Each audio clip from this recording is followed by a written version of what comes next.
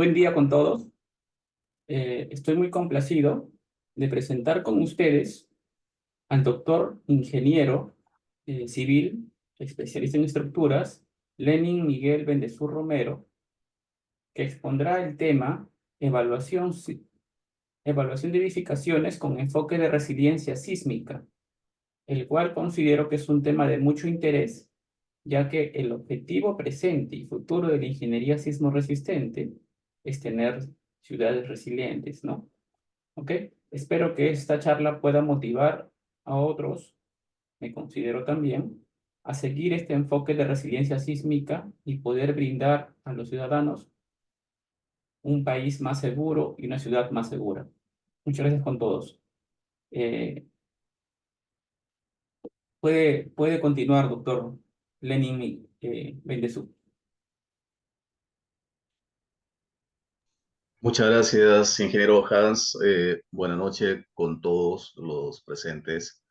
En primer lugar, agradecer la invitación tan amable de Diesco a través del ingeniero Hans Guamaní, quien muy amablemente me ha invitado a poder compartir esta charla que, como lo mencionó el ingeniero, es un tema importante dentro del estado del arte. Ya veremos que se habla bastante hoy por hoy sobre la resiliencia sísmica. Y hablar de la resiliencia per se es un tema bastante amplio, ¿no? Se aplica para todo, ¿no? Inclusive para nuestro día a día.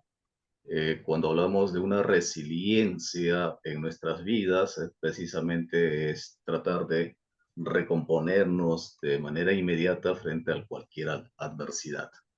Pero eso llevado al tema de nosotros como ingenieros es lo que podemos comprender qué es resiliencia, ¿no? La resiliencia sísmica precisamente consiste en que estas estructuras se puedan reponer lo más inmediato posible después del evento desastroso, si llamemos así, por sismo, por huracanes o por cualquier otro fenómeno natural, ¿no? No es exclusividad, como ya dije, para los sismos, pero en esta charla vamos a hablar el enfoque exclusivamente para la ingeniería sísmica, ¿no? Entonces, hablar de resiliencia es muy amplio.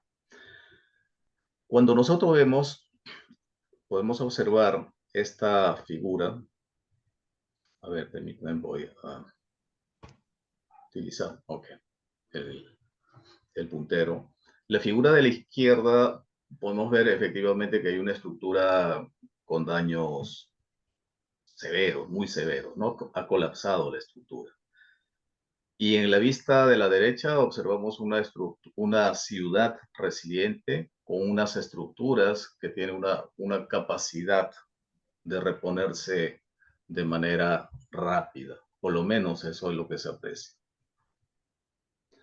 Si esto llevamos a nuestro contexto, al contexto nacional, local en particular, la ciudad de Lima tiene un silencio sísmico de hace mucho tiempo. Las crónicas relatan que en el año 1746 exactamente, como observamos aquí, ocurrió un sismo tan severo que desde esa fecha, desde 1746, no ha vuelto a tener un evento sísmico de esa magnitud. Obviamente, si vemos el contexto, el año 1746 no teníamos ni un equipo de registro sísmico, o sea, no podemos validar, pero por la intensidad de estos sismos o este sismo que ha existido en esta fecha, se puede, y a través de las crónicas se puede deducir que ha sido un sismo de una magnitud alta. Algunos estudiosos dicen que es 8.5 o más.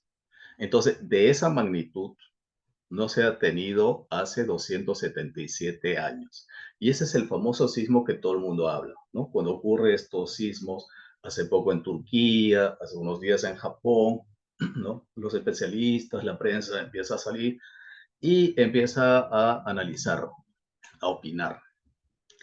¿Qué ocurriría si este sismo entonces, un sismo similar del año 1746, ocurriese en este momento? Entonces, hay muchas respuestas para ello.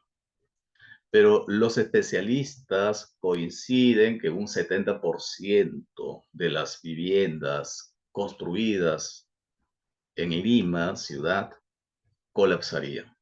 70% es bastante, ¿no?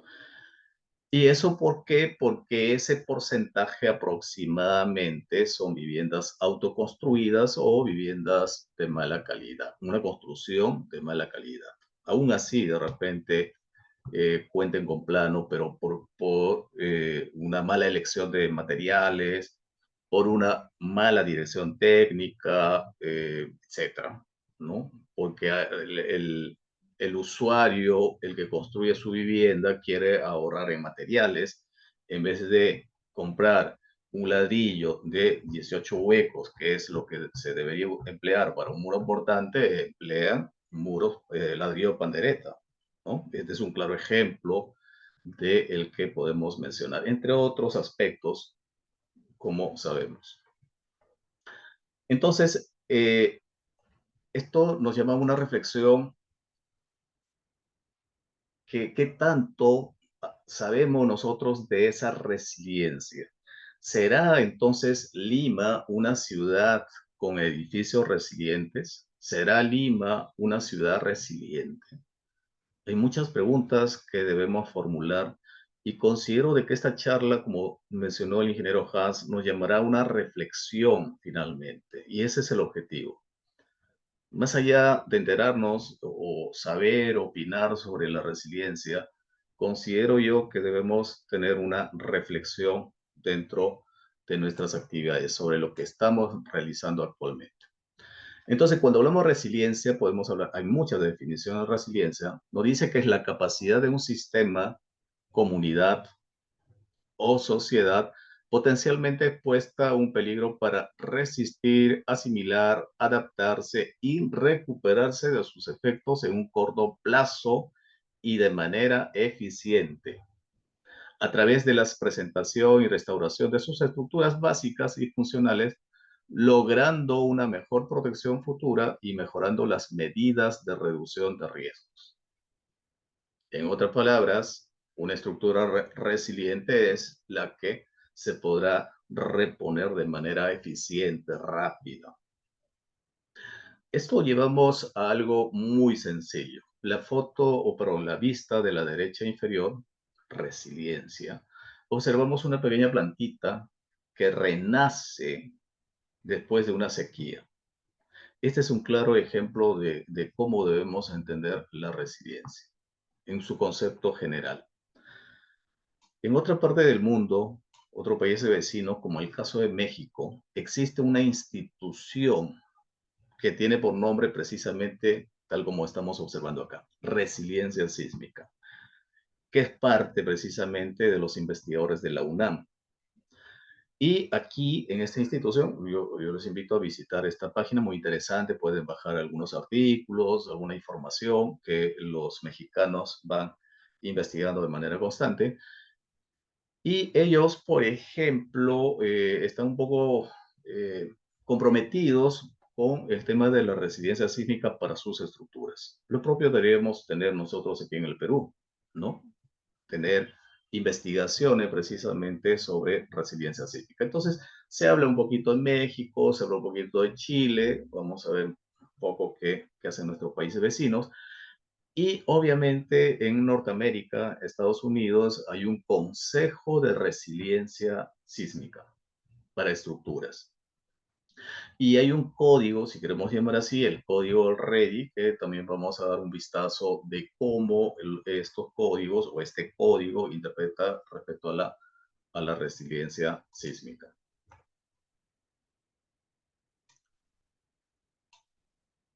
La ONU, ¿no? Las Naciones Unidas, tiene otro concepto. Nos dice que la resiliencia es la capacidad de un sistema, comunidad o sociedad potencialmente expuesto a amenaza para adaptarse, resistiendo, cambiando con el fin de alcanzar o mantener un nivel aceptable en su funcionamiento y estructura. Si nosotros observamos en la vida útil de cualquier estructura, vamos a tener, si queremos llamar así, una partida de nacimiento, una fecha de nacimiento y una fecha de caducidad, como todo lo que existe en la naturaleza. Pero en ese tiempo de vida útil generará o se creará o se desarrollará eventos adversos. Por ejemplo, si nosotros vemos acá en la línea del tiempo, vamos a tener una formulación del proyecto, la implementación, y se genera un evento de desastre, un sismo. ¿Qué es lo que ocurrió aquí? Bajó la funcionalidad, el desempeño funcional de la estructura. Generó daños, como vimos en la figura, pero la curva, que precisamente es la que estoy marcando por acá, tratará de recuperar y volver a la funcionalidad inicial. Entonces, aquí estamos hablando de un tiempo de recuperación. Todo este tiempo, desde el momento del evento sísmico donde se perdió la funcionalidad hasta la recuperación, entonces hasta cuando se recupera la funcionalidad, se conoce como el tiempo de recuperación. Entonces, la resiliencia va de la mano con el tiempo de recuperación. ¿Cuándo diremos entonces que una estructura es resiliente o más resiliente que la otra? Uno de los factores muy importantes que se ha descubierto en distintas investigaciones es aquella estructura que tendrá menor tiempo de recuperación. Uno de los factores, no es el único, por cierto. Uno de los tantos factores que existen. Entonces, cuando hablamos de un edificio resiliente, será aquella estructura que tenga un tiempo más corto en la recuperación de su funcionalidad. De eso tenemos un poquito para entender estos términos, ¿no? Una realidad o la realidad nuestra como país, como continente, como planeta, es que nosotros tenemos la suerte, entre comillas, de pertenecer al cinturón del fuego. Como todos sabemos, esta parte donde estamos marcando y tiene la forma de un cinturón o lazo del fuego, tiene muchas denominaciones, más conocido como el cinturón del fuego. Es donde existe mayor actividad sísmica. México, Estados Unidos, Japón hace poco, ¿verdad? Nueva Zelanda, toda Sudamérica, Centroamérica. Y nosotros somos parte de ese cinturón de fuego. Entonces, tenemos, por eso decía, la suerte de pertenecer a este cinturón de fuego y debemos aprender a convivir con este fenómeno natural, porque siempre ha existido y siempre existirá. Si es así, entonces, ¿qué es lo que nos dice, por ejemplo, los especialistas? Y esta es una entrevista que realizan al doctor Tavera, que es el director de IGP. Vamos a escuchar un momentito. Y en el caso del Perú, con los últimos avances de esta ciencia, hemos logrado establecer redes de monitoreo del desplazamiento del continente sudamericano hacia el mar. Todos sabemos que el continente avanza hacia el mar y la placa de Nazca se introduce por debajo del continente. Entonces, si nosotros monitoreamos este movimiento, podemos saber dónde se está movilizando y dónde no se está movilizando. Donde no se moviliza es donde se está acumulando esfuerzo de formación y ahí tiene que producirse el próximo evento sísmico. ¿Y eso es dónde? Y eso es lo que hemos identificado. ¿Dónde? ¿No? Está frente a la costa central del Perú. Hemos identificado un área de una longitud de 350 kilómetros paralelo a la región Lima, ¿no? Y esta área, todo indica que debería dar origen a un sismo de magnitud 8.8 o un poco más. Pero estamos hablando de Lima, Sierra de Lima. La región Lima, toda la zona costera de la región Lima. Y este sismo, evidentemente, dada la magnitud, va a sacudir todo el territorio peruano, pero con mayor intensidad de sacudimiento, región de Ancash, Lima, Ica, ¿no? Y todo indica que este sismo probablemente sea el repetitivo del que ocurrió en 1746. El siguiente avance que hemos logrado es en un escenario y tratar de averiguar cuál sería el nivel del sacudimiento del suelo en la región Lima, en Lima metropolitana. ¿Qué tan fuerte se va a sacudir el suelo debido a este sismo? Los valores que hemos logrado tener es de 700, 800 centímetros por segundo al cuadrado. ¿Cómo entender esto? Yo siempre he dicho, ¿recuerdan ustedes qué tan fuerte se sacudió Lima con el sismo de Pisco 2007? Sí, el suelo en Lima se sacudió con valores de 80 a 100. Ahora se estaría sacudiendo, si este sismo ocurre, probablemente con valores de 700, 800, 850. Es 7 decir, veces más. estamos hablando de valores de sacudimiento muy altos, comparable a lo que ocurrió en Chile 2010, comparable a lo que ocurrió en Japón en 2011. ¿Qué pasaría si un sismo de magnitud 8.9 ocurre en... Bueno, acabamos de escuchar lo señalado por el doctor Tavera, Y en el caso que se espera, como mencioné hace un momento, desde el año 1746 este sismo, ¿no? Que va a ocurrir en algún momento, sí, todos lo sabemos. Y no ocurre hace bastante tiempo. Entonces, volviendo otra vez al contexto de las construcciones informales o del mal proceso constructivo en algunas estructuras, es que los constructores informales, llamamos los maestros de obra, los albañiles, construyen de una manera sin control y argumentando de que ellos han construido hace 50, 60 años y no pasa nada, ¿no? Claro, no pasa nada porque está dentro del rango de los 277 años. Es decir, hace 277 años no tenemos este sismo y evidentemente estas estructuras se mantienen, entre comillas, en pie. Esta es una vista, creo yo, todos hemos visto en muchos reportajes, ¿no? Que en muchas ponencias, congresos lo llamamos o lo llaman el icono de la informalidad, porque es una estructura bastante conocida, es muy delgadita, tiene una configuración estructural irregular, vista en planta, en altura, etcétera, ¿no? Y mala calidad de materiales. Sin embargo, vemos una vista de la derecha con una supuesta formalidad donde existe o ha existido control en las construcciones, pero no todas, ¿no?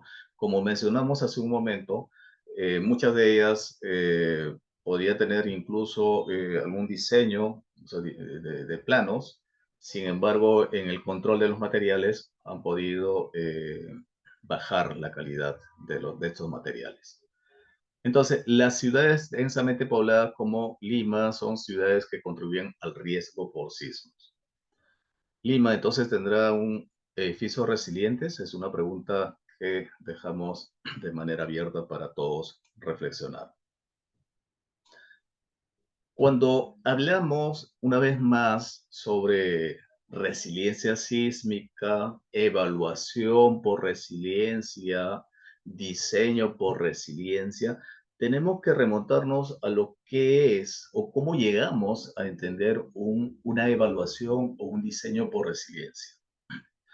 Cuando nosotros diseñamos una estructura, cuando el cliente o el propietario pide al ingeniero especialista en que diseñe la estructura o el edificio sismo resistente, ¿qué es lo que hacemos? Cogemos en primer lugar las normas, los códigos.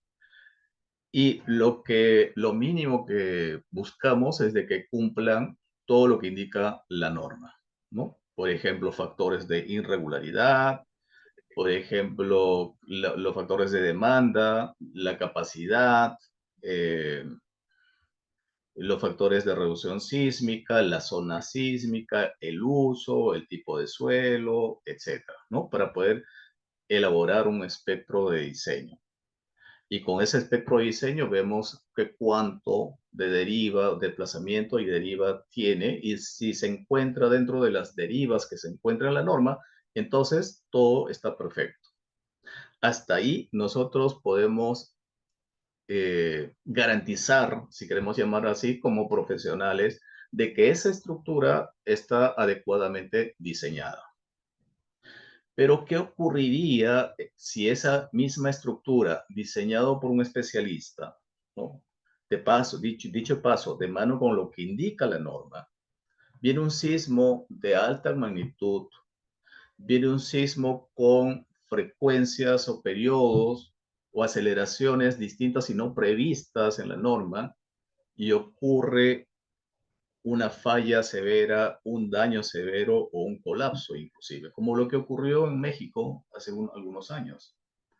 Entonces, los códigos de distintos países, por eso hay una parte en la norma, dice filosofía del diseño, que básicamente esa filosofía de diseño se resume en garantizar y evitar la pérdida de vidas humanas. O sea, es decir, la estructura podría colapsar, pero los ocupantes evitamos que mueran en este evento sísmico. Eso es lo que garantiza. Pero no garantiza, la norma no garantiza de que la estructura no colapse. Claro está. Entonces, hace algunos años, siendo críticos sobre lo que indica la norma, pasamos a ver y hablamos bastante sobre el diseño basado por desempeño. En el diseño basado por desempeño interviene FEMA, Visión 2000, ACE, en donde nos da ciertos parámetros, en donde tenemos que realizar el análisis no lineal precisamente para conocer su curva de capacidad, ¿no? A través de técnicas como pushover. Si esto intersecamos con la curva de demanda, entonces ubicamos el punto de desempeño y con ese punto de desempeño podemos determinar qué nivel de desempeño sísmico tendrá esa estructura. Por lo menos de esta manera o bajo este enfoque podemos hablar de qué desempeño sísmico tiene esa estructura, por lo menos. Entonces, esto es lo que se hablaba hace algunos años y era bastante novedoso, ¿no? Hablar de desempeño sísmico, no está en nuestra norma, aún nuestro país vecino Chile, ellos están interesados y me parece que ya están prontos y no sé si ya han lanzado su nuevo código con enfoque a diseño basado por desempeño. Pero está en ese camino. Posterior a ello, entonces, actualmente se habla de este diseño o evaluación basado por resiliencia. ¿Cuál es la diferencia? Por ejemplo, cuando diseñamos de acuerdo a las normas, protección de la vida. Disposición mínimo para evitar el colapso. Para evitar, pero no señala de que no colapse, ¿no? Podemos evitar, tal vez, mínima, con disposiciones mínimas. En un diseño por desempeño, protección de elementos estructurales, ¿no? Porque, por ejemplo, las rótulas plásticas, ¿dónde deberían generarse? Primero deberían generarse en las vigas, ¿no? Y más no en las columnas. Por ejemplo, ese concepto, ¿no? De diseñar con columnas fuertes y vigas débiles. Ahí está ese concepto del pushover, de la curva de capacidad. Recomendaciones para verificación de desempeño estructural. Conocemos cuál es el desempeño estructural.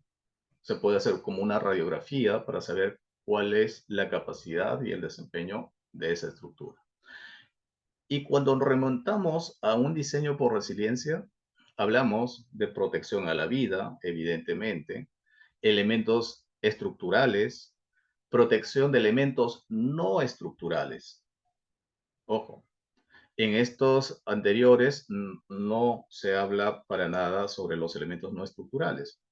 Por ejemplo, en un hospital, ¿qué elementos no estructurales? Bueno, los tabiques, si queremos llamar, pero principalmente los equipos médicos. Recomendaciones para estimación de pérdidas humanas, costo de reparación y tiempo de recuperación. Es decir, un diseño basado por resiliencia, como mencioné hace un momento, debemos fijarnos cuál es la curva de recuperación y cuánto será ese costo en buscar la recuperación de la estructura.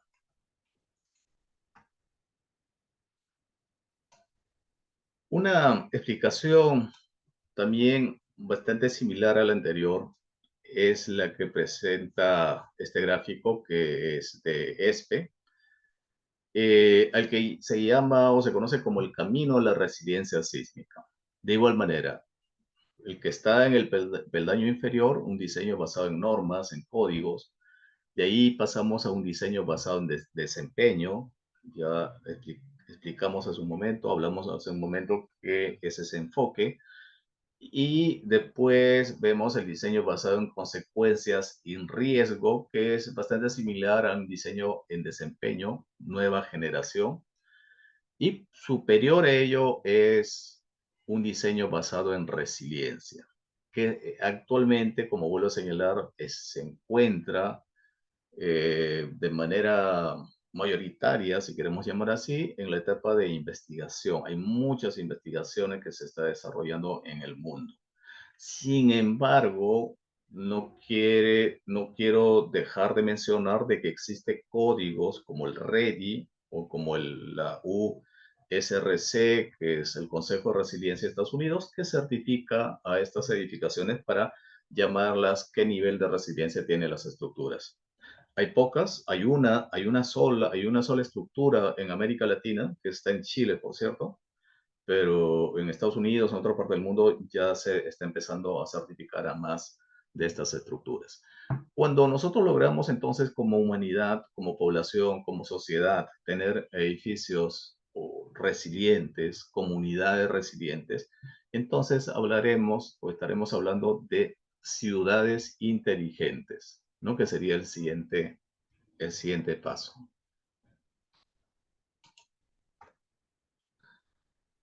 Una vez más, esta es la curva de la resiliencia, lo expliqué hace un momento, viene la funcionalidad, pierde la funcionalidad, se recupera, hay distintas maneras de recuperarse y precisamente la USRC va a clasificar con nivel Platinum, nivel Gold, Silver, para ver cuál de estas estructuras tendrá una mejor capacidad de recuperación, tanto en el tiempo, en el costo, y evitar las pérdidas materiales y humanas. Por ejemplo, aquí, recuperación normal del desempeño del país, ¿no? La curva de color azul, el efecto de acciones de recuperación y medidas post-desastre. ¿Qué medidas se ha tomado para poder recuperarse? Entonces, la resiliencia o la recuperación de las estructuras no van a ser iguales, ¿no? Cada una de estas estructuras tendrá un nivel de resiliencia distintas. Bueno, entonces hace un momento hablamos del concepto de resiliencia para la ONU, de una manera general. Ahora que ya estamos un poco más compenetrados con lo que explicamos respecto a los eventos sísmicos, vamos a leer una vez más sobre la definición de la general de la resiliencia sísmica. Es la capacidad de un sistema para adaptarse, resistir, cambiar y recuperarse de un evento catastrófico de manera oportuna, ¿no? O sea, de manera oportuna quiere decir, si el evento es hoy, entonces me recuperaré en los próximos días o en las próximas semanas. No me puedo recuperar de acá 2, 3 años, porque eso ya no es resiliencia, es oportuno. Es decir, de otra manera, de manera lo más pronto posible, para mantener un sistema aceptable de funcionamiento. Las normas vigentes establecen requerimientos mínimos que buscan salvaguardar la vida, pero no mantener las edificaciones funcionales post-sismo. Esto es lo que mencionamos hace un momento. Los códigos en todos los países, incluido el nuestro, lo único que busca es salvaguardar la vida de las personas, pero no garantiza la recuperación y tampoco garantiza de que esa estructura no colapse. Para ello, muchos investigadores, como el que estamos viendo aquí, Caramouli, Bocchini, Don, han planteado, y entre otros, si podemos revisar los distintos artículos y tesis, vamos a encontrar cómo enfocan el índice de resiliencia. Y el índice de resiliencia se encuentra con esta fórmula R, que R precisamente es el índice de resiliencia, y está en función al tiempo. Observemos, vimos que la resiliencia, un edificio con mayor resiliencia será aquel edificio que se recupera en menor tiempo. Entonces hay un T sub 0, que es el tiempo de ocurrencia del evento extremo. T sub H es el tiempo que tardará el sistema en recuperar su funcionalidad. Y Q sub T, o sea, en función del tiempo, es la funcionalidad que observamos acá. Q de T es la función de recuperación de funcionalidad de la estructura en el tiempo con un nivel de daño inicial D, un daño D inicial. Y eso se encuentra en porcentaje. P y toda esta relación del índice respecto a el daño es la capacidad de servicio calculada a partir de las curvas de fragilidad. Entonces, vemos una vez más que tenemos que apoyarnos en el diseño basado, en la evaluación basada en desempeño, porque recordemos que para ver la probabilidad de daños tenemos que elaborar las curvas de fragilidad, ¿no? Entonces, a través de las, intervienen aquí las curvas de fragilidad. Y la probabilidad de estar en el daño dado, en el daño D dado el evento. Y M igual a S, que viene a ser, es la probabilidad de ocurrencia de eventos extremos generando la intensidad S, calculada para un análisis de riesgo sísmico probabilístico en la zona de estudio. Entonces, para llegar a determinar una estructura o determinar el índice de resiliencia de una estructura, tenemos que pasar por todos estos procesos que conocimos hasta antes de enterarnos que era resiliencia sísmica, es decir, el análisis, evaluación por desempeño, curvas de fragilidad, el análisis no lineal, las probabilidades de daño, vulnerabilidad, análisis IDA, etcétera, ¿no? Para poder precisamente interpretar ese índice de resiliencia. Como mencioné hace un momento, en Estados Unidos existe el Consejo de Resiliencia Sísmica de Estados Unidos, que por sus siglas es USRC, que fue formado, digamos, hace poco menos de 9 años, o sea, no es tan antiguo, ¿no? 2015, como una organización sin fines de lucro para implementar las calificaciones para el desempeño de edificios frente a terremotos y otros fenómenos naturales, realizando una analogía a la certificación LED. Para edificaciones sostenibles podemos observar que todo lo que han visto posiblemente en algún momento las certificaciones LED son aquellas certificaciones de generación o edificios verdes conocidos. Y esta certificación o calificación también llama platino, oro, plata y la certificación LED propiamente. Si se hace una analogía con la certificación LED, la certificación sísmica por la USRC lleva algo de similar, ¿no? Por ejemplo, una certificación Platinum, una certificación Gold, una certificación Silver y una certificación sísmica por la USRC. Ay. ¿Cuál es la diferencia de estas certificaciones? Vamos a ver a continuación. O sea, cuando llamamos una certificación Platinum, cuando llamamos un edificio que tiene una certificación Gold, dependerá precisamente del índice de resiliencia. Entonces, los parámetros de evaluación para la certificación sísmica son medidos a nivel de sismo de diseño, DB. La certificación sísmica de edificios por la USRC cuenta con categorías platino, oro, plata y el cumplimiento del código. Observamos ahí, o garantiza la seguridad, ¿no? Más rutas de salidas libres, por ejemplo, ahí tiene la clasificación de los certificación de clasificación de los edificios de la USRC con 5 estrellas, con 4, 3, 2, 1, ¿no? Por ejemplo, pérdida de vida, 1 estrella. En daño tenemos, por ejemplo, 5 estrellas con daño mínimo al 5%. Tendrá un sistema de clasificación de 5 estrellas. Si el daño es moderado, menor a 10%, entonces tendrá 4 estrellas. Y así sucesivamente, por ejemplo, a un daño severo mayor a 40%, 1 estrella. Y en la recuperación, si la recuperación de manera inmediata, es decir, en días, entonces también tendrá 5 estrellas. En consecuencia, si la certificación USRC para una estructura o para que tenga 5 estrellas en esta certificación, debe cumplir en seguridad más rutas de salida libre. 1. Un daño menor a 5% y la recuperación inmediata, es decir, en días. Esa sería una certificación la más alta, ¿no? Y la más baja, de una estrella, bueno, habrá pérdida de vida, daño severo mayor a 40% y la recuperación en más de un año. Esto es lo que aproximadamente podemos entender de cómo va categorizada la certificación USRC respecto a la resiliencia sísmica de las edificaciones. Aquí hay una pequeña descripción, es todo lo que vimos en este pequeño cuadro, la categoría platino de 5 estrellas, categoría oro 4 estrellas, 3 estrellas, y la certificación simple, que vendría a ser esta de aquí, la certificación simple de la USRC para edificio corresponde a aquellos que cumplen con los códigos modernos, es decir, en nuestro caso sería la E030, ¿no?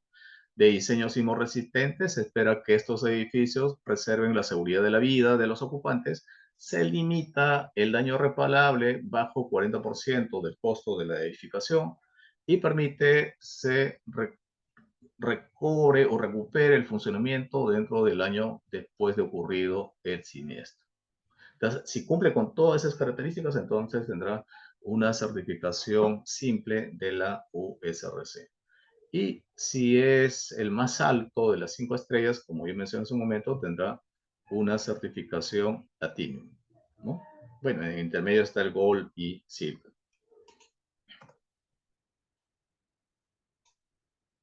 Calificaciones verificadas por la USRC, bueno, premiado 5 estrellas, seguridad, daño, recuperación, realizado por profesionales certificados. Dentro de la USRC cuenta con una gran cantidad de profesionales certificados, calificados para realizar este trabajo, una revisión técnica de manera transparente, utilizando estándares nacionales e internacionales, creíble, diseñado para evitar la manipulación y de manera de entender fácilmente para cualquier persona, ¿no?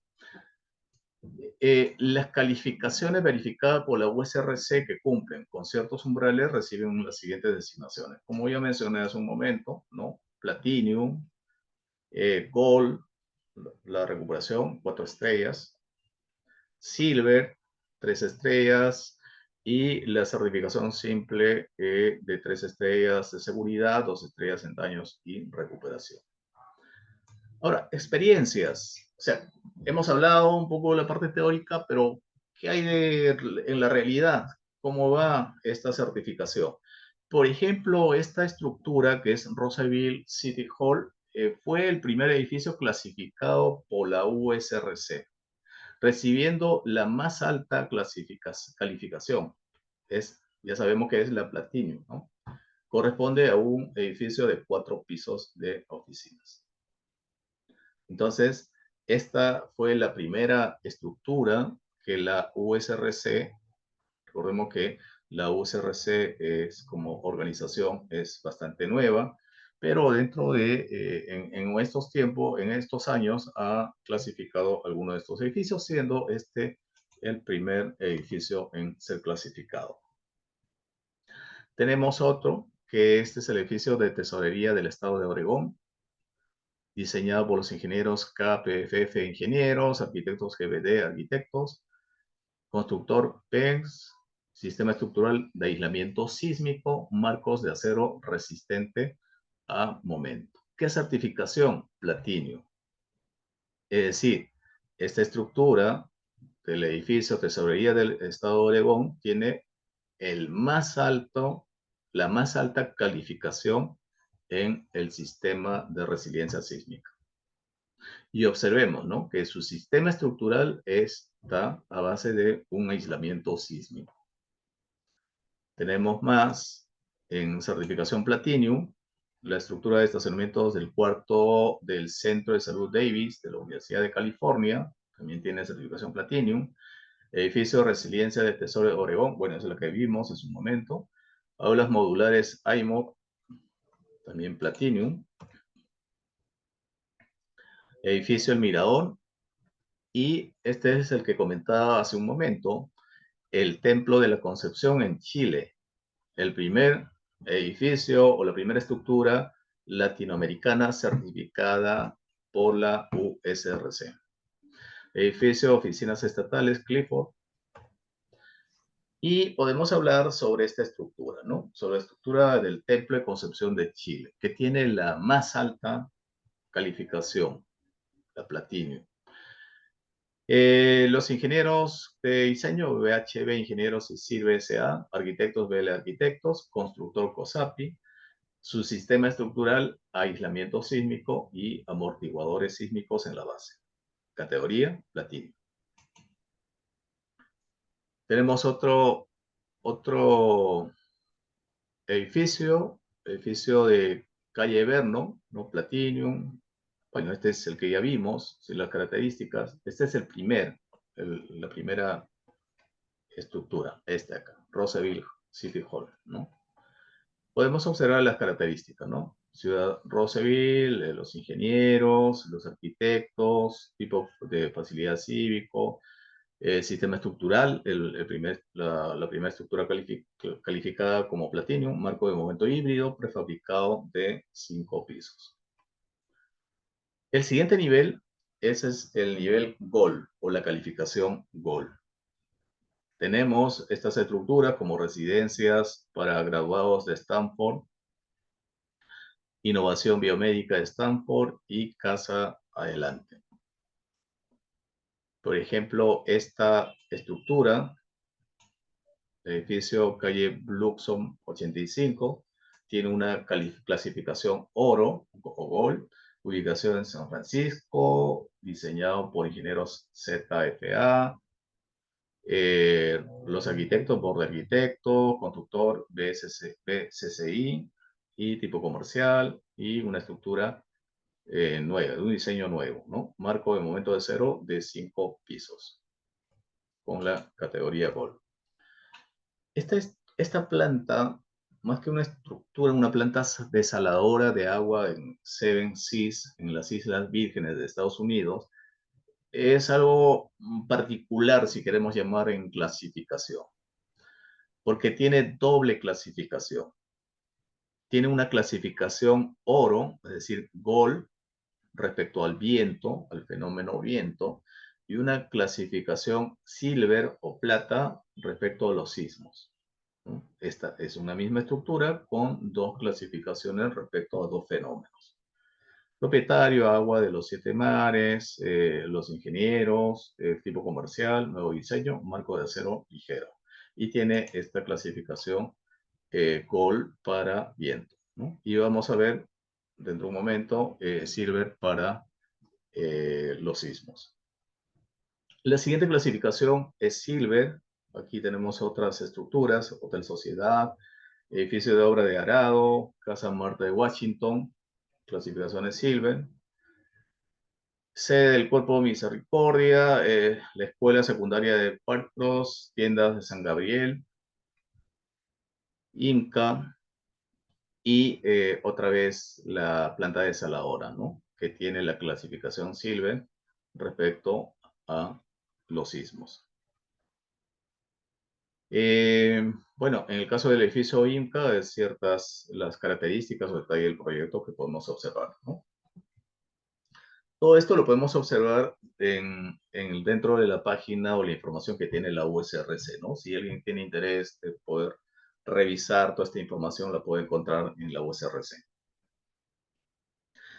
¿Qué es lo que podemos observar entonces de esta clasificación? Tenemos 4 clasificaciones. La top, la más alta, la clasificación Platinum.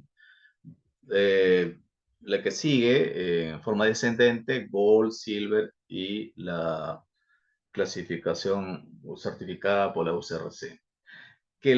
Se nota que los edificios con certificación más alta, es decir, con Platinum, cuentan con sistemas de aislamiento y disipación sísmica. Entonces, esto nos llama a una reflexión, a un análisis de que si queremos tener edificios resilientes, por lo menos esto es lo que indica la USRS o lo que se ha visto en la clasificación de la USRS, lo que se ve en las investigaciones en distintas partes del mundo es que se debe emplear estos dispositivos para lograr precisamente tener un índice resiliente alto. Es decir, se ha visto, se ha demostrado que las estructuras que cuentan con dispositivos de aislamiento sísmico o disipación de energía o disipación sísmica, como quieran llamar, son edificios que tendrán una resiliencia o serán los edificios con mayor índice resiliente, ¿no? Esto es lo que debemos observar. Bien, ahora, bueno, ya en muchas capacitaciones, charlas, posiblemente hayan escuchado hablar que es un diseño basado por desempeño, como le dije hace unos años, era el boom, la moda. Sin embargo, tenemos que ver para esta charla como un concepto general, ¿no? ¿Qué es un diseño en desempeño sísmico? Se basa en el hecho de que el desempeño de las estructuras es predecible. Es decir, yo puedo ver, no necesito una bola mágica, si quiero llamar así, porque para ver lo que va a ocurrir con este edificio en particular, necesitaría tener una bola mágica para ver el futuro, ¿no? Sin embargo, más o menos de manera analógica, eso es lo que trata en este tipo de diseño o evaluación. Es decir, predecir, ver qué desempeño va a tener una estructura cuando venga una demanda sísmica de una magnitud que esperamos que llegue en algún momento, como el caso del silencio sísmico en Lima. Entonces, podemos realizar un análisis basado en desempeño para ver su nivel de desempeño de una estructura en particular. Pero también, por otra parte, se evalúa la demanda, y la demanda precisamente es la demanda sísmica. Por otro lado, analizar la capacidad real de las estructuras, es decir, elaborar la curva de capacidad. Habiendo obtenido estos objetivos de desempeño, ¿qué ocurrirá si las dos curvas, la curva de demanda y capacidad, intersecan? Se ubica el punto de desempeño. Y con ese punto de desempeño ya nos vamos a los distintos códigos, por ejemplo, FEMA, ACE, Vision 2000, que es el más antiguo, el más simple, en donde puede determinar cuál es el nivel de desempeño sísmico que va a tener, ¿no? Esto es, en forma general, lo que vendría a ser un diseño basado por desempeño. Entonces dice, el FEMA 440, que utiliza el método del espectro de capacidad, el ACE 4113, bueno, ahora el último es el 17, ¿no? Del año 2017, que utiliza un procedimiento llamado método de los coeficientes. Bueno, cada código tiene su propio método. Ambos enfoques son sustancialmente parecidos porque confluyen en generar una curva de pushover, es decir, una curva de capacidad, que representa el comportamiento inelástico debido a un patrón de fuerzas monotónicas en una edificación, ¿no? Entonces, esto es lo que se debe entender para un diseño por desempeño. En las ciudades resilientes no debe confundirse con ciudades sostenibles. Son dos temas distintos. Las ciudades sostenibles, cuando nos queremos referir a aquellas que pueden ser capaces de mantenerse por sí mismas. Esa es una ciudad sostenible, cuando se mantiene en el tiempo por sí misma, ¿no? Que pueden mantener sus condiciones de estabilidad sin ayuda del exterior. En cambio, las ciudades resilientes son aquellas que han sufrido algún tipo de afectación y sin embargo han sabido adaptarse superando las dificultades y recuperando su funcionamiento normal. Es ese concepto de una ciudad resiliente y la diferencia que existe con una ciudad sostenible. Parecen términos similares o hay una confusión entre ellos, pero esta es una diferencia sustancial. En una ciudad resiliente, los desastres son minimizados debido a que su infraestructura y servicios son adecuados, cumplen con códigos de construcción, buenas prácticas de ingeniería o cuentan con la tecnología adecuada para resistir los desastres naturales o fenómenos naturales como sistemas de protección sísmica. Entonces lo que buscamos es de tener lo que anhelamos todos como sociedad, como país, como humanidad, tener edificios y ciudades resilientes. Y para ello va de la mano con lo que viene practicando la USRC, con lo que se viene desarrollando las investigaciones. Pero uno de los códigos muy importantes y que marcan la pauta para entender precisamente la resiliencia es el REDI, ¿no? Que el REDI va a enfocar el diseño basado en la resiliencia, ¿no? El diseño sísmico basado en la resiliencia es un proceso holístico, es decir, integral, ¿no? Que identifica y mitiga los riesgos inducidos por terremotos para permitir una rápida recuperación después de un gran terremoto, esto cuando excede el desempeño previsto en la estructura, indicados en las normas, en los códigos, o los objetivos y los diseños típicos basados en el desempeño. Si eso supera, entonces la estructura debe tener la capacidad de recuperarse. Y esto es lo que indica este código, ¿no? El REDI también va a tener 4 ejes importantes, ¿no? Construyendo con resiliencia, evaluación de pérdida, resiliencia organizacional y la resiliencia ambiental. Si vemos este círculo, podemos observar que hay una parte de la evaluación, ¿no? Y una gran parte respecto a la organización, los edificios resilientes, la resiliencia ambiental es el diseño y planeamiento resiliente, ¿no? Dentro de ello, de estos 3 ejes, se contempla el diseño resiliente, el diseño y la planificación resiliente. Y la evaluación, ¿no? Dentro de la evaluación de la resiliencia sísmica se encontrarán precisamente las pérdidas.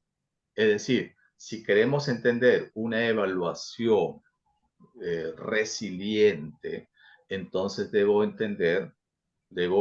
internalizar que necesariamente debo realizar una evaluación de esas pérdidas. Y como vimos hace un momento, en nuestros códigos lo único que interesa o lo genera de manera general es evitar la pérdida de vidas humanas. Aquí no. Aquí en un enfoque resiliente tenemos que las pérdidas económicas, materiales, la pérdida de vidas, obviamente que no debe existir, pero va de una manera holística, como lo señala Rey, de manera integral. Elementos estructurales, no estructurales, equipamiento, etc. Todo lo que tenga que ver con el proyecto. Para FEMA P58, que FEMA P58, el FEMA per se está enfocado básicamente, como todos sabemos, al diseño basado por desempeño. Para tomar decisiones debemos pasar primero a definir el peligro sísmico, desarrollar un modelo de desempeño estructural, analizar el desempeño estructural, desarrollar un modelo de evaluación de pérdidas, analizar las pérdidas y finalmente tomar las decisiones, ¿no? Este es el proceso de evaluación sísmica basada en el desempeño según FEMA P58. Como mencionamos hace un momento, dentro de ese proceso de identificar el índice de resiliencia o la resiliencia de una estructura, está de elaborar las curvas de fragilidad. Las curvas de fragilidad serán posibles, una de las técnicas, con el PAC, ¿no? Usando el PAC, que es una herramienta del FEMA P58, se podrá emplear o se podrá elaborar esta curva de fragilidad para ver la probabilidad de daño de la estructura. ¿Qué probabilidades de daño? Esto se mide para una deriva, un desplazamiento. ¿Cuál es la probabilidad de daño 1, 2, la probabilidad de daño 2, 3, 4, ¿no?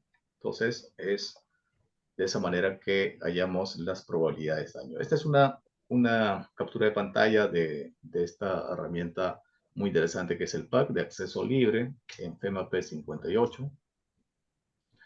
Los estados de daño promedio de cada componente del edificio se puede calcular de esta manera. Aquí hay un pequeño ejemplo cómo podemos calcular un estado de daño promedio, ¿no?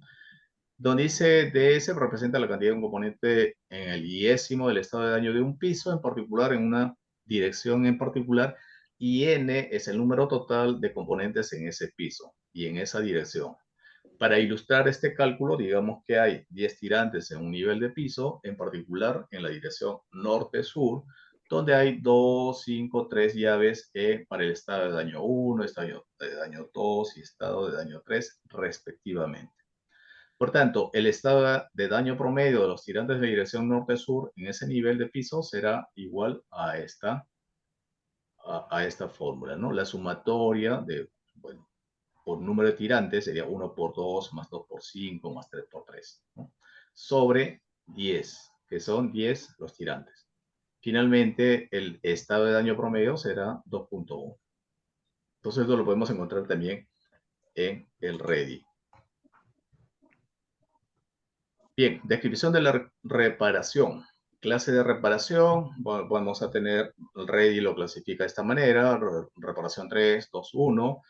Hay unas componentes estructurales no estructurales no muy dañadas, componentes no estructurales dañadas, que no representan un riesgo para la seguridad de la vida. Y la clase de reparación 1 será el daño cosmético o el daño, ¿no?, de estética, o menor componentes estructurales o no estructurales que no impidan la reocupación de la recuperación funcional, ¿no? Es decir, la recuperación completa. Bien, hasta ahí entonces sería un poco ya para ir cerrando con nuestra charla. Hay mucho más por hablar, el tema es bastante amplio, interesante, está de moda, si queremos llamar así. Hay investigaciones que se están desarrollando y una de las investigaciones interesantes que ha desarrollado, por ejemplo, estos profesores, ¿no? Todos son chinos, ¿no? Es la resiliencia sísmica del edificio del centro de datos de Internet ante diferentes desastres, llamadas técnicas de mitigación, ¿no? ¿Qué observamos aquí? Un centro de datos de Internet después de un evento sísmico genera pérdidas. No necesariamente, como estamos observando, pérdidas estructurales, sino más bien de los contenidos. Muchos de estos equipos o contenidos han colapsado o se han movido del lugar después del evento sísmico, generando daños, ¿no? Y todo ello, en esta investigación, estos profesores han realizado todo un análisis, ¿no?, para ver precisamente el índice de resiliencia o el tiempo de reparación. Entendiendo por DBE como el sismo base de diseño y el MS el sismo máximo considerado, ¿no? Entonces acá tenemos, por ejemplo, estos 2, 3, 2 son el sismo máximo considerado y 0, 1 el sismo base de diseño. Los índices de restauración en costo K va a estar en estos rangos. Para ello, se utiliza la curva de resiliencia, como ya hemos explicado anteriormente. Ante el evento sísmico, la estructura pierde funcionalidad y luego tendrá a recuperarse, ¿no? Y ese tiempo de recuperación, bueno, será en este caso en 2 tiempos, o hasta 3, para ver precisamente cuál es el índice de resiliencia de esa estructura. Para ello se tiene que utilizar modelos matemáticos para analizar, ¿no? Por ejemplo, con sistemas LRB y BRB. Esta vendría a ser la estructura. Los espectros de respuesta con aceleración normalizada. Las curvas de fragilidad, para ver, por ejemplo, acá el pandeo restringido con tirantes, sismo base de diseño. Observamos aquí las distintas curvas para distintos tipos de sismo con distintos dispositivos, ¿no? Por ejemplo, en este caso tenemos el LRB, que son los aisladores de caucho y plomo, ¿no? LRB, por ejemplo, LRB para un sismo máximo considerado. En los valores percentil, 84% del tiempo de reparación, vamos a observar para un 84% de percentil los valores del tiempo, ¿no? Para BRB frame, debajo de DBE, el sismo máximo de diseño, sismo base de diseño, vamos a tener 26.88 días, ¿no? Para el BRB-MC, 27.01, para el RB-DBE, 10.21, el RB-MC, 12.74. Los estados en el estado de daño 1, para los días, 13.78 y va bajando hasta 12.63. En el estado 2, 13.10 hasta 0.1. Ese es el análisis que se realiza para un percentil de 84%. El tiempo de reparación de la estructura de marco RC instalada por BRB bajo el sismo máximo considerado. Para distintos niveles, el número de días para el estado 1 y el estado 2 en días. Observemos para el estado 2, el número de días son iguales, ¿no? Para todos los niveles. En cambio, en el estado 1, los días son distintos, siendo para el nivel 1, 2.2, 2.25 días, y en el nivel 6 hasta 13.91. Entonces, ahí podemos observar la curva de fragilidad. Observemos, por ejemplo, en esta curva de fragilidad, esta curva de color morado, es el LRB de un sismo de diseño, ¿no? ¿Cuál es la curva de fragilidad? Tendrá una mejor curva, ¿no? Una probabilidad acumulada con menor daño, ¿no? Y observamos aquí, en función a otros sistemas, es decir, un sistema de una estructura con aislamiento de base tiene un mejor comportamiento. Por tanto, estas estructuras que tienen aislamientos sísmicos o dispositivos de elementos sísmicos tendrán una recuperación más rápida en el tiempo, ¿no? Y más eficiente. Y esto lo podemos observar nuevamente en esta curva, ¿no? En la curva de resistencia sísmica. Observamos que esta curva de color verde, que es el RB, el sismo máximo considerado, es la que tiene mayor o menor tiempo de recuperación. Por tanto, mayor índice de resiliencia respecto a los otros sistemas, ¿no? Respecto a los otros. Entonces, bueno, para ir cerrando, en esta investigación, los profesores llegan a las siguientes conclusiones, ¿no? Las curvas de pérdida de funcionalidad y resiliencia sísmica de los edificios analizados tienen tecnología de disipación de energía, ¿no? Es muy importante. Y estos investigadores son distintos y no tienen ningún nexo con la USRC, por cierto, ¿no? Entonces, por segunda vez, alguien, o sea, un investigador nos está remarcando o nos está demostrando que las estructuras con disipación de energía tienen una mejor funcionalidad. Hace un momento ya habíamos mencionado en las clasificaciones USRC que la clasificación Platinum o las estructuras con clasificación Platinum eran las que tenían sistemas de aislamiento sísmico, ¿no? Como aisladores sísmicos, disipadores. Entonces aquí, como conclusión, estos profesores llegan a arribar a esta, ¿no? Y la tecnología de aislamiento de base que utiliza cojinetes de caucho y plomo son adoptados en este estudio para mejorar el desempeño sísmico del caso a estudiar, la construcción del centro de datos de Internet.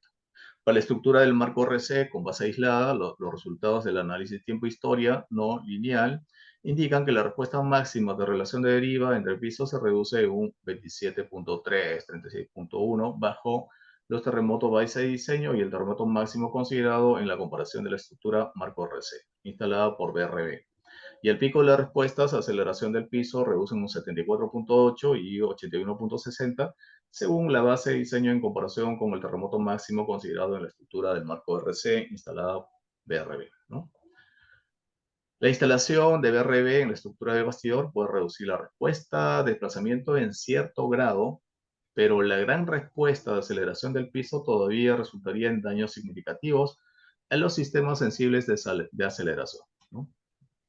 el costo de restauración y el tiempo de reparación después de un terremoto se puede reducir significativamente y la resiliencia del edificio se puede mejorar. Se evalúa la resiliencia sísmica de la estructura de base de datos y los resultados indican que los índices de resiliencia sísmica mejoran en un 8.5%, tanto para la base de diseño como para el terremoto máximo, el sismo máximo considerado cuando se utiliza la tecnología de aislamiento de base adoptado en comparación a la estructura de marco RC. O sea, con dos sistemas, ¿no? O sea, una estructura que tenga un sistema de aislamiento respecto a la misma estructura con marcos RC instalada por BRB, el que tendrá un mejor aporte y un mejor comportamiento, como señala en esta investigación, hasta en un 8.5% mejor o mayor, serán aquellos que tengan un sistema de aislamiento sísmico. Por tanto, unos índices de resiliencia sísmica mayores a este otro sistema. Y evidentemente serán mucho mejores y más resilientes que las estructuras que no tengan ni un sistema de protección sísmica. El método propuesto se puede aplicar en diferentes o a diferentes tipos de edificios, es decir, edificios de hospitales. Esta investigación era para centros de datos de Internet, pero se puede aplicar para hospitales, para oficinas, viviendas, puentes, etcétera, ¿no? Para cualquier tipo de estructuras. Para pruebas sísmicas generales en base a una evaluación de resiliencia sísmica. Además, se puede cuantificar la funcionalidad de la estructura utilizando diferentes índices de diferentes tipos de edificios. Sin embargo, cabe señalar que este estudio se realizó en una evaluación general de edificios de centro de datos Internet. Un trabajo futuro considerará la construcción del centro de datos como un sistema complejo y utilizará métricas directamente relacionadas con la funcionalidad como el índice de rendimiento de datos para que un centro de datos lo evalúe el desempeño posterior al sismo.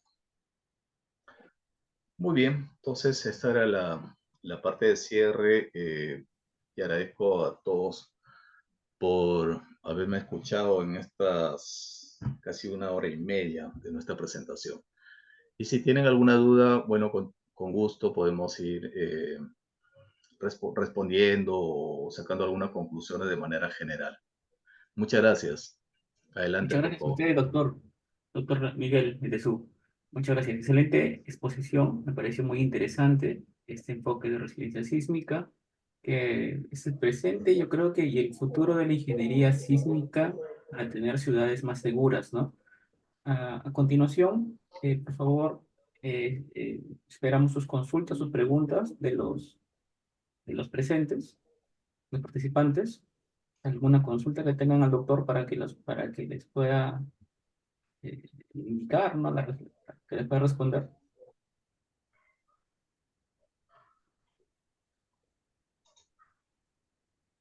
El tema es un tema completamente nuevo, es un enfoque nuevo, ¿no? Y incluso en la presentación se indicó que estaba en investigación todavía, ¿no?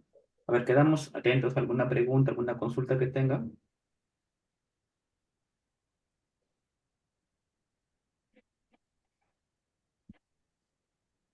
Bueno, mientras se animan a hacer las consultas, entiendo, ¿no? Que es un tema nuevo y es difícil de encontrar porque a veces uno lo puede ser un poco confuso, ¿no? De esos temas nuevos. Quería también indicar lo siguiente. Usted mencionó, doctor, en la charla, por ejemplo, del sismo de Lima del 1700, ¿no? 1700. Y, y bueno, el 1746, ¿no? 46. Sí, Sí, sí, el sismo de 1746. Ujú. Justo también usted indicó que había, que el INDECI, ¿no? El INDECI, que es una institución acá en Perú, hizo un estudio de un escenario de riesgo sísmico para Lima y Callao, en donde, como usted mencionó en el video que sigue a continuación de esa diapositiva, el INDECI mencionó que se espera en Lima un terremoto o un sismo de 8.8 grados en Lima. Este sismo de 8.8 grados es una repetición del terremoto de 1746, ¿no? Y es un Exacto. terremoto que está a la vuelta de la esquina, o sea, Dios no quiera, pero en cualquier momento ese terremoto puede suceder y puede ser, y en el estudio del INDECI que le comenté, que le comento, que usted seguramente tenga leído, que es el escenario sísmico, en Lima se espera más de 100.000 muertos con un sismo de 8.8, más de 100.000 muertos. Lima, que tiene más de 70% de autoconstrucción, viviendas mal construidas, ¿no? Como usted también indicó, doctor, en la charla, usted indicó que no bastaba solo a que tengamos planos, también que tenga una buena mano de obra, una buena supervisión y buenos materiales, ¿no? Entonces, todo ese conjunto hace una vivienda sismo resistente. Incluso siendo sismo resistente, estamos lejos de la resiliencia sísmica, ¿no? Porque la resiliencia sísmica es un enfoque que va más allá de eso. Pero bueno, por ejemplo, tomamos a ver como referencia a Japón. Japón es un país sísmicamente mucho más avanzado que el nuestro, tanto en tecnología como en cultura, ¿no? Las personas en Japón no aceptan la autoconstrucción, ¿no? De ninguna manera, ¿no? Todo tiene que ser bien realizado, ¿no? Bien correcto. En Japón, por ejemplo, han tenido un terremoto de 7.6 grados y bueno, hasta el momento hay una pérdida lamentable de 300 muertos, ¿no? Entonces ahí podemos ver las diferencias, ¿no? O sea, en Japón con un terremoto de 7.6 tiene algo de 300 muertos. Nosotros en Lima con un terremoto de 8.8, que es mayor, ¿no? Porque la relación es exponencial, pero con un terremoto de 8.8, en Lima y Callao, solamente en Lima y Callao, no contar en otras partes, tendríamos más de 100.000 muertos. Más de 100.000 muertos, ahí indicaba más de 3 millones de heridos y como casi 400.000 viviendas destruidas, ¿no? Entonces, en esas viviendas construidas es donde quiero hacer el enfoque para poder concientizar acerca de lo que usted nos indicó, doctor, en lo que es la importancia de la resiliencia sísmica. O sea, las personas que sobrevivan a un terremoto de esa cantidad, de esa magnitud, van a encontrarse después del evento, van a encontrarse con una ciudad destruida, con una ciudad destruida, ¿no? O sea, vas a sobrevivir, pero si tu casa se destruyó, la oficina donde trabajabas, el trabajo, la empresa, la fábrica donde trabajabas también se destruyó, y los heridos probablemente también fallezcan porque los hospitales no tienen este enfoque de resiliencia sísmica y también seguramente colapsen. Entonces vamos a encontrarnos en un ambiente bien dañado, muy, no, o sea, un ambiente bien cargado, bien fuerte, ¿no? Con mucho estrés, la gente no va a tener dónde vivir, dónde atenderse, no va a haber trabajos porque las empresas van a fallar. Entonces ahí va el enfoque de resiliencia sísmica, porque el enfoque de resiliencia sísmica va más allá de evitar la pérdida de vidas, ¿no? Que es lo más importante que indica la norma, ¿no? Pero la resiliencia sísmica también se preocupa es que las personas que sobrevivan al evento, ¿a qué ciudad se van a enfrentar? ¿No? Entonces, por eso lo que el doctor también comentó con los tiempos de inactividad, ¿no? Los tiempos de inactividad, los tiempos de reparación. Entonces, un enfoque resiliente te dice que los tiempos de reparación deben ser días, meses, pero máximo días. En cambio, cuando nosotros hablamos hasta con la misma normativa, no te indica lo que son los tiempos de reparación, ¿no? O sea, los tiempos de reparación pueden ser años. O sea, miremos nomás acá con el fenómeno del Niño, ¿no? O sea, ocurrió hace más de 5 años en Lima, perdón, en Perú, y aún no tenemos puentes, siguen con puentes tipo Bailey, o sea, no hay un enfoque resiliente porque, o sea, la ciudad no se ha recuperado después de estos eventos, ¿no? Por ejemplo, en el terremoto de Pisco, de Ica en el 2007, después de 10 años, seguías encontrando construcciones destruidas por el terremoto y no había habido, y no hubo, ¿no? Esa reconstrucción como se indica, ¿no? Entonces estamos lejos de la resiliencia sísmica, estamos lejos de esa tendencia, pero yo creo que no hay que bajar los brazos, hay que seguir los pasos del doctor, hay que seguir ese enfoque de resiliencia sísmica para poder nosotros tener más adelante ciudades seguras, ciudades resilientes ante terremotos que vengan, ¿no? Porque lamentablemente, como dijo también el doctor, nos encontramos en el cinturón de fuego del Pacífico y un terremoto es un evento que puede suceder en cualquier momento, ¿no? A ver, tenemos una consulta del ingeniero Edward Zanca que dice, al considerar la interacción suelo-estructura en el análisis de edificios, ¿cómo afectaría este enfoque de diseño por resiliencia? En la actualidad, los códigos de diseño consideran como un modelo de base fija. ¿Cuál es su percepción al respecto, doctor? Ya, muy bien, gracias.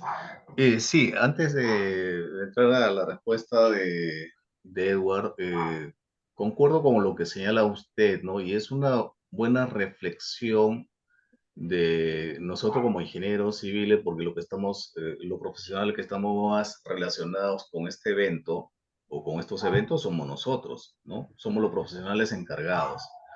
Entonces, esto que nos dice que debemos estar a la altura de las circunstancias o las futuras circunstancias que se nos viene.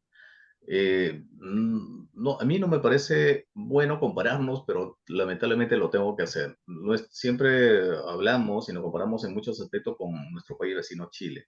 Chile, por ejemplo, se sabe que ellos están trabajando, o si no es así, ya han lanzado su código de un diseño basado por desempeño. O sea, ellos son conscientes de que los escenarios de sismo siempre va a existir, como vemos en esta figura del cinturón del fuego, ¿no? Está acá Chile. Recordemos que el evento sísmico más importante justamente se dio en Chile, en Valdivia, si no me equivoco, en el año 70. Entonces, en ese sentido, países como Chile, Japón, Estados Unidos, que tiene la USRC, México, que tiene un instituto de investigación de resiliencia sísmica, van trabajando de la mano y a la altura de las circunstancias. Una reflexión para nosotros como país, como sociedad, como ingenieros, es estar a esa misma altura, a la vanguardia. Pero esa vanguardia y esa altura será posible si solo nosotros nos comprometemos a seguir investigando, a seguir asistiendo a estas charlas, a seguir capacitándonos en un diseño por desempeño, en un diseño por fuerzas, conociendo estos códigos.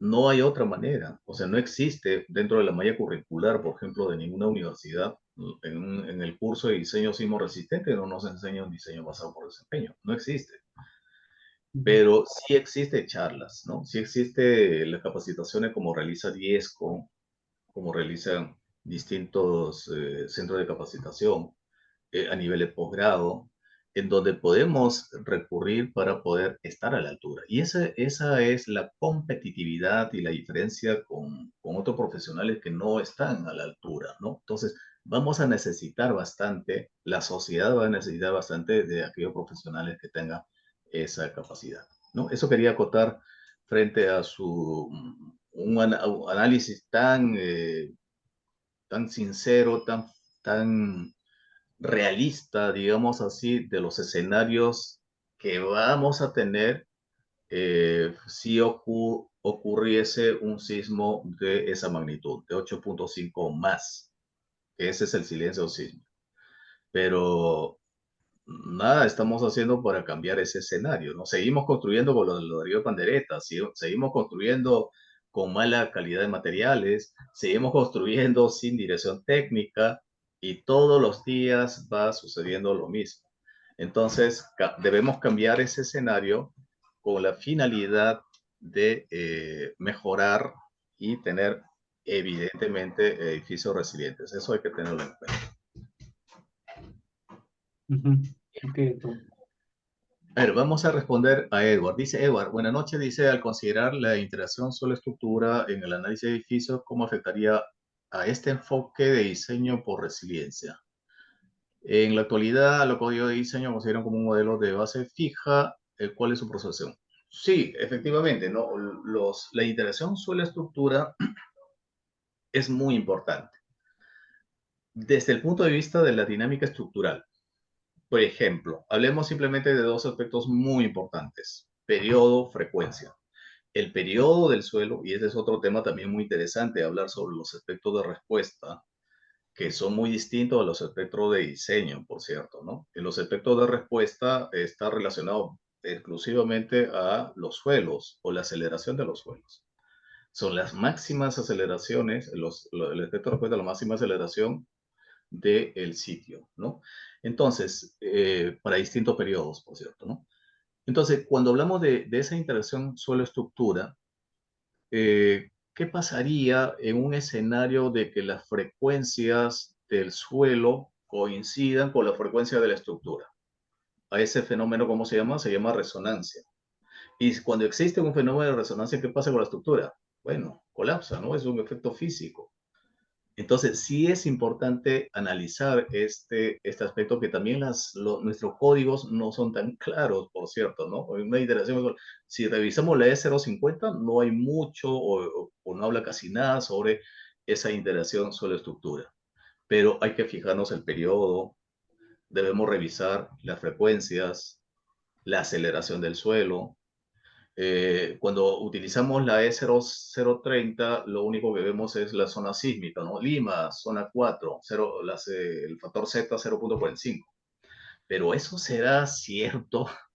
Es decir, si estamos por ejemplo, en Breña, 0.45, y si estoy en otra parte, pero dentro de la región Lima, incluso si estoy en Piura, sigue siendo 0.45. Eso será de tan cierto, o sea, no, ¿verdad? O sea, no hay que ser tan analíticos para saber que no es así. Sin embargo, los códigos no son parámetros tan grandes. Entonces, uno de los aspectos muy importantes, si queremos ser más realistas, es realizar un estudio de peligro sísmico, ¿no? Para conocer la aceleración real del suelo. Y de esa manera podemos conocer precisamente esa interacción de suelo-estructura. Ahora, con respecto a la resiliencia sísmica, o como ya mencioné hace un momento, y no solo lo digo de lo que yo revisé en estas investigaciones, sino la USRC, REDI y estos investigadores, como estos hay muchos, para tener una edificación resiliente necesariamente debemos tener algún dispositivo de aislamiento sísmico. O sea, esa es la conclusión. Por tanto, una estructura de base fija y con una interacción sobre la estructura pésima tendrá un nivel de resiliencia ínfima respecto a una estructura con base aislada. Esa sería una opinión mía, ¿no? A menos que también haya alguna otra opinión. Bueno, sigamos. Javier nos dice, bueno, no sé, ingeniero, si le pase para que pueda dirigir. Esa sería la respuesta. No, usted está bien, doctor, está bien Ah, usted. perfecto, perfecto. Javier nos dice, referente a la estimación de los tiempos de reparación, involucran muchos factores en cuanto a rendimientos y demás. Considero que el REDI es mucho más detallado que la USRC, debe ser, debido a los datos de entrada que existe. Quisiera su opinión al respecto, algunos criterios. Sí, de acuerdo a lo que presenté, el REDI es un código, obviamente, ¿no? La USRC, es el Consejo de Resiliencia, es una institución, ¿no? Si queremos hacer un símil, por ejemplo, llamemos así, como el centro de peritaje del Colegio de Ingenieros. Es una institución donde las personas van a realizar su peritaje, el peritaje de una estructura. De su casa empieza a rajar, quiere saber si esa estructura está bien, va a colapsar, etc. Es algo similar lo que sucede con la USRC. Es una institución donde los propietarios o las personas interesadas, las instituciones interesadas van a decir, bueno, tengo mi edificio, por favor, quiero saber qué certificación o clasificación tiene. Y esto va de la mano con los seguros de estas estructuras. Recordemos que las estructuras en Estados Unidos tienen una cultura de asegurar todo, ¿no? Aseguran vidas, aseguran estructuras, aseguran todo lo que tengan a la mano. Entonces, una estructura, obviamente, que tenga una certificación Platinum, tendrá una mejor cobertura, ¿verdad? Para las aseguradoras. Entonces, esto es lo que hace la USRC. Es una institución. No podemos comparar con el REDI. En cambio, el REDI, como ya vimos, es un código, es una norma donde nos da ciertas pautas. Evidentemente que la USRC realiza por su parte como institución investigaciones. Si visitan la página de la USRC van a encontrar artículos, congresos, charlas, pero no es un código, ¿no? El REDI es un código, por tanto, sí, efectivamente, veo, Javier, que se ha entendido lo que yo he explicado y sí, efectivamente el ready es mucho más detallado por lo que acabo de mencionar. Muy bien, sigamos. Joel nos dice, ¿cuál es la diferencia en costos para una edificación nueva entre el diseño tradicional y diseño por resiliencia? Y si dicha diferencia es mucha, dicen, es mucha, ¿cómo abordar a los potenciales clientes para decirle que es mejor un diseño por resiliencia en vez de un diseño tradicional? Muy bien, ese es un buen análisis, o ese es un buen comentario. No lo puse, me parece que se me pasó. Sí, se me pasó. Está en el ready, por cierto. No, si no, no lo puse. Pero, ¿qué es lo que señala el ready? Bueno, no sé cómo estamos con el tiempo, ingeniero, si me permite compartir un poquito el ready. ¿Estamos con Sí, tiempo? no hay problema. Sí. No hay problema. Ah, ya, perfecto. A mí me gusta siempre, siempre digo a los alumnos también, ¿no? Nosotros los ingenieros siempre debemos remitirnos a algo con hechos, ¿no? Entonces, por eso le decía que veamos lo que dice el ready. Precisamente esa parte, lamentablemente, no lo he podido, bueno, no lo había considerado. Doctor, hay una imagen que le envié por el chat de acá del Zoom. Oye, Esa imagen, ya, gracias. esa Sí, sí, imagen estoy. creo que es muy interesante. Exacto, sí, sí, sí, sí. Gracias, gracias, gracias, ingeniero. Justo esa es la imagen. Ah, gracias. Voy a proyectarla. Esa es la imagen que quería. Ujú. eh, es esta acá. Sí, esta acá. FEMA, perdón. Me confundí con Rey. Ujú. A ver, para dar respuesta, Javier, ¿qué es lo que observamos aquí? Sí se ve en mi pantalla, ¿verdad? Sí, pero si maximiza un poquito la imagen para que lo puedan notar. A ver, Un scroll, capaz. mm, ya, Ahí ahí. está. Ok, Sí, bueno, está gracias. bien. Ya, bueno, ya lo muevo acá. Fíjese, ¿qué dice FEMA? Voy a ocultar esto acá. Para las edificaciones nuevas y con eh, sistemas de protección sísmica, observemos, aquí, bueno, no vamos a los extremos. El costo inicial va a ser alto, es decir, la inversión que vamos a tener posiblemente, no posiblemente, sino realmente va a ser más alto que cuando yo construya sin ningún sistema de disipación. Entonces el costo es menor. Pero cuando se tiene un sistema de protección sísmica, el costo inicial es alto, pero fíjese, el costo de reparación es bajísimo. Pero no solo ello, bueno, si queremos ver sobre los impactos al medio ambiente, son nulos. Eh, los daños, los riesgos de pérdidas son nulas. Entonces, ¿qué es lo que... La pregunta era, ¿cómo nosotros convencemos, en otras palabras, a nuestros clientes para que tengan edificios resilientes o para que piensen en edificios resilientes? La respuesta es muy simple y FEMA lo señala claramente, ¿no? Si yo tengo una estructura tradicional sin ningún sistema de disipación de energía, es decir, un edificio con poca resiliencia o nula resiliencia, en efecto, inicialmente tendré un costo bajo, pero la reparación, la recuperación de esa estructura va a ser un costo alto y posiblemente incluso tenga el riesgo de perder esa inversión, ¿no? Como en el caso de que las estructuras colapsen, como en muchos sismos, ¿no? En el sismo de Turquía, hace poco, en el sismo de México, hace un año, un par de años, vimos cómo las estructuras se desplomaban, ¿no? O sea, perdían toda funcionalidad y colapsaban.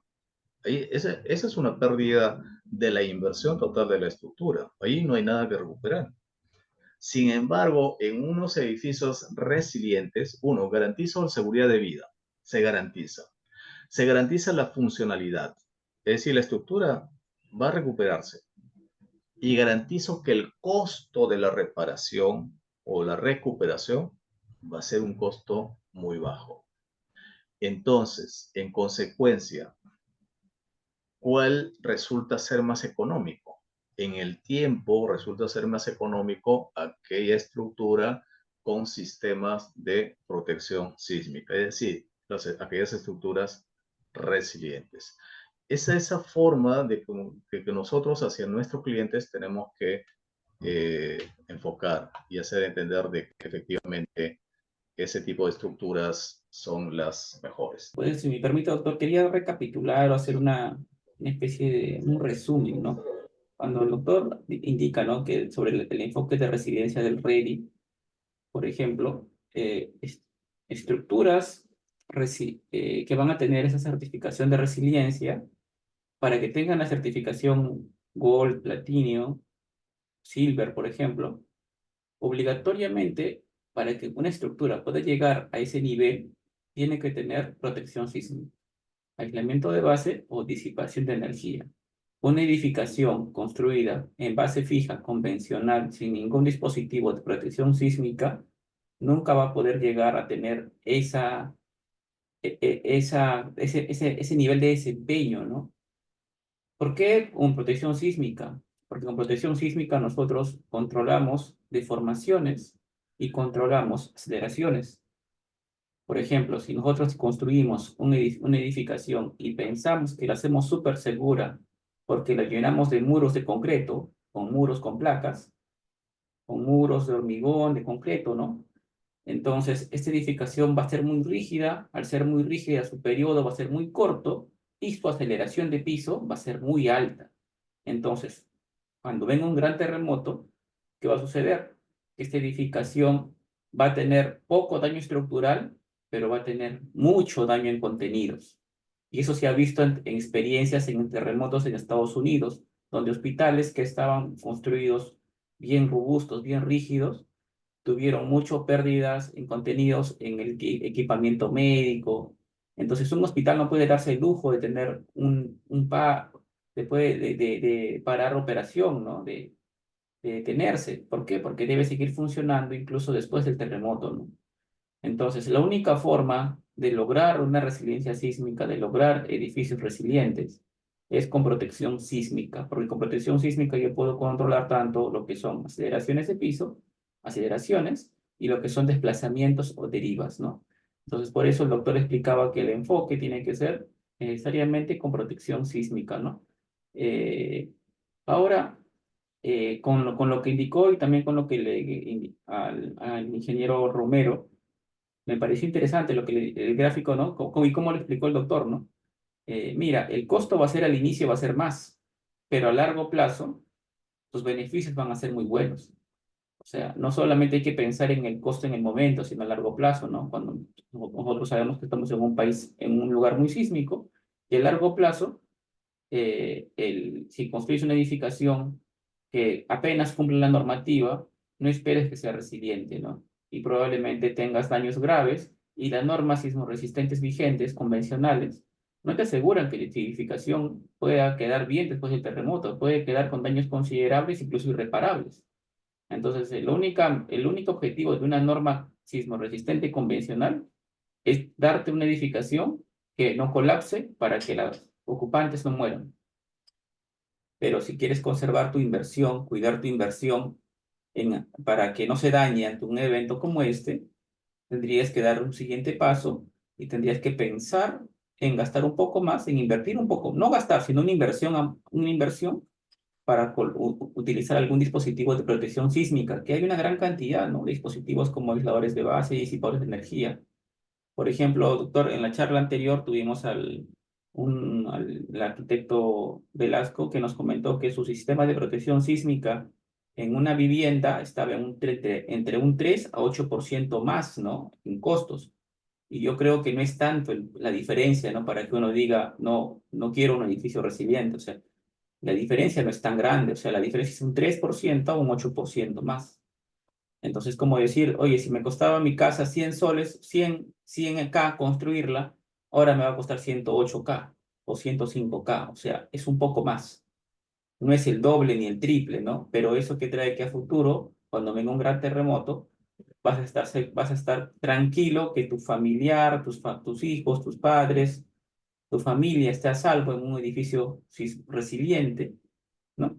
Y que tu inversión, tu patrimonio, que es lo más importante que tenemos todos nosotros en nuestro patrimonio, me refiero como a la casa, nuestra vivienda va a estar en pie, ¿no? Entonces quería complementar con eso, doctor. Me pareció muy interesante su conferencia.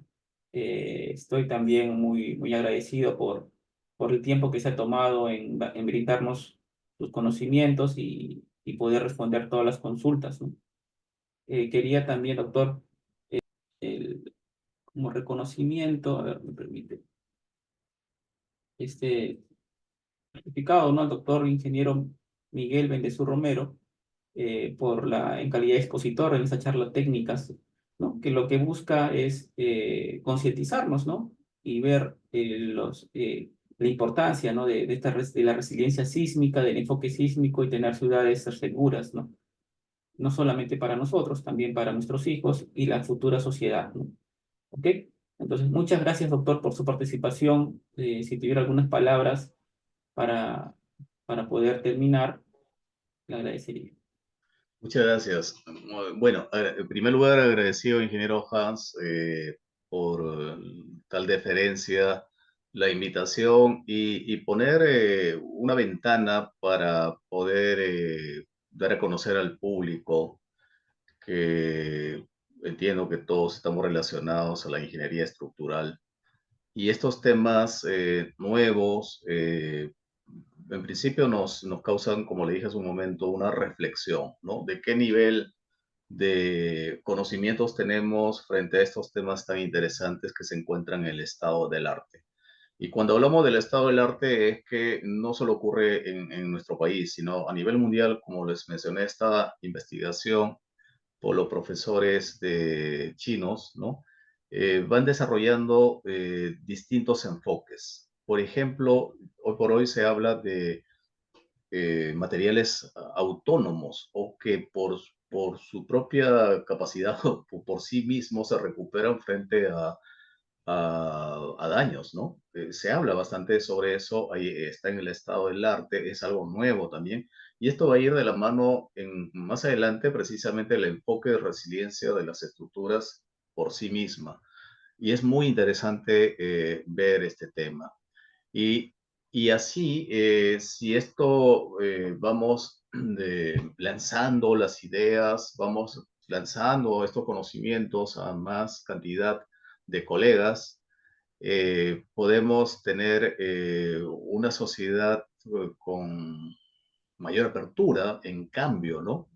Y nosotros o ustedes, ¿no? Todos los que estamos aquí en la sala tenemos clientes a los que brindamos servicios.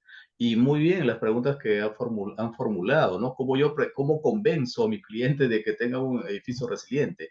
Y eso es transmisión de estos conocimientos a la población, a la sociedad, que muchos de nuestros clientes obviamente no son ingenieros y tampoco no tendrían por qué saber todos estos temas, pero nosotros tenemos que llegar a esa población para convencer y para hacerles notar que efectivamente, como mencionó en el ejemplo muy práctico del ingeniero Hans, de que tampoco estamos hablando de una inversión del doble, el triple, ¿no? Estamos hablando de un porcentaje muy bajo, ¿no? Un porcentaje bajo, 5 o 10% máximo, pero eso nos da una gran ventaja en un futuro frente a estos eventos sísmicos que causan mucho daño, no solo en este país, sino en todo el mundo. Entonces, por todo ello, agradezco a la invitación nuevamente. Estamos siempre, continuamos desarrollando esta investigación. Hemos ya participado en algunas ponencias. Hemos sido invitados por una ponencia, por ejemplo, para el Congreso en Italia. Esperemos llevar esta propuesta también para ese Congreso Nacional que se desarrolla este año. Y bueno, vamos a seguir desarrollando. Invito a todos ustedes también a visitar la página de la USRC, leer un poquito el Ready, capacitarse con 10 con respecto a diseño basado por desempeño. Yo he estado viendo que el ingeniero Hans siempre va promocionando este tipo de capacitaciones, ¿no? Es muy interesante. Eso sería todo por mi parte y bueno, muchas gracias nuevamente.